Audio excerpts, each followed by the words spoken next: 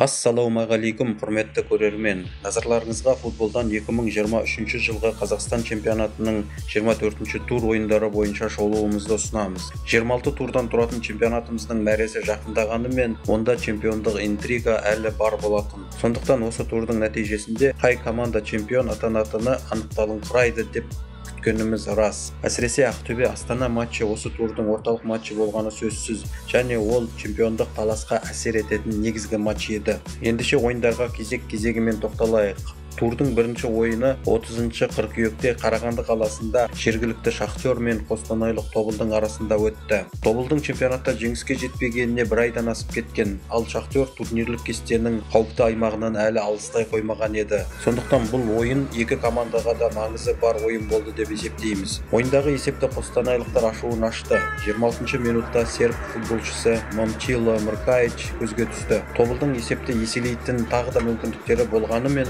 бірінші тайм осы 0-1 есебімен аяқталды. Үзілістен кейін кеншілер есепті теңестіре білді. 47 минутта ұрымтал сәтті пайдаланып, қақпаны көздеп соққан Айбар Абдулланың соққысы дәл болды. Ойынның бір сағатты өткен уақытта кикілжіңге түскен екі команданың футболшылары Шахтерден Антон Талардава және Тобылдан Альберт Габараев алаңнан қуылды. Ал 80 минутта Тобыл қорғаушысының қателігін пайдаланған Қазақстан құрама командасына шақырту алған Иван Свиридов Шахтерді алға шығарды. Қорытынды есеп 2-1 кеншілердің пайдасына. Турдың екінші ойынында Қобыланды Батыр стадионында Ақтөбе елордалық Астана командасын қабылдаған болатын. Бұл екі командада чемпион атанатын әлі математикалық мүмкіндіктер болған. Чемпиондықты Шымкенттік Ордабасы бермеген жағдайдың өзінде де чемпионаттың екінші орны үшін командалар барын салатыны белгілі еді. Өйткені үшінші орын алған команда келесі маусымда Еурокубоктар ойынын бірінші раундтан бастаса, екінші орын алған команда оны екінші раундтан бастайтын болады. Тартысты өткен ойынның басында астаналықтар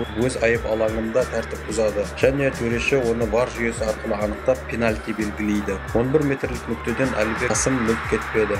Ақтөбе екінші голын екінші таймда салды. Ойынның 77 минутында Байтанадан жақсы пас алған Ақтөбенің бразилиялық шабуылшысы Шина Астана қақпасын дәл көздейді. Қорытынды есеп 2-0 Ақтөбенің жеңісі.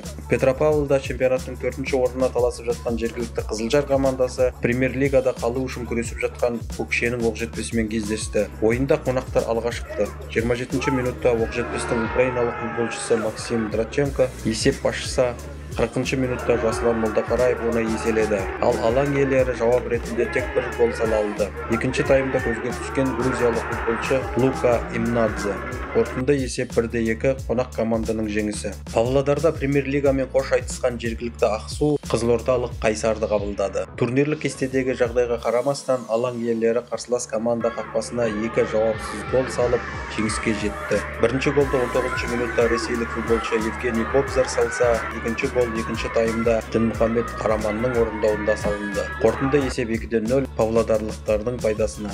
Талдықорғанда жергілікті Жетісу командасы чемпионат көшбасшысы Ордабасыны қабылдады. Ордабасыға бұл екінші келе жатқан Астанадан ұзақ кететін тамаша мүмкіндік еді. Өйткені елордалықтар осының алдында Ақтөбеде жеңіліс тапқан болатын.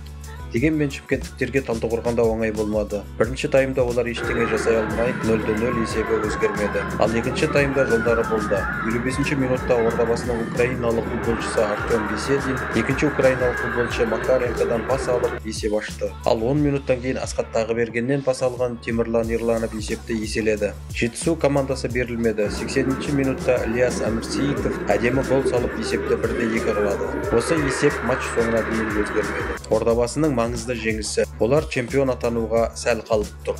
Мұнайшылар қаласында Атырау және Мақтарал командалары кездесті. Есепті 15 минутта алаң иелері ашты. Көзге түскен Атыраудың украиналық ойыншысы Александр Нойо. Ал 37 минутта нигериялық футболшы Нсунгуси Эфионг есепті еселеп кетті. Осы 2-0 есебі матч соңына дейін өзгермеді. Тағы мұнайлы қаламыз Ақтауда жергілікті Каспий командасы мен алматылық Қайрат кездесті. Төменгі лигаға ұшқан Каспий командасы тегеурінді қарсыласқа берілмеді. Есепті де өздері ашты. Гол салған Каспийдің серб футболшысы Шкиприм Таипи. Дегенмен үзілістен кейін 72 минутта Қайрат есепті теңестірді. Көзге түскен Вячеслав Швыры. Қорытынды есеп 1-1 командалар ұпай бөлісті.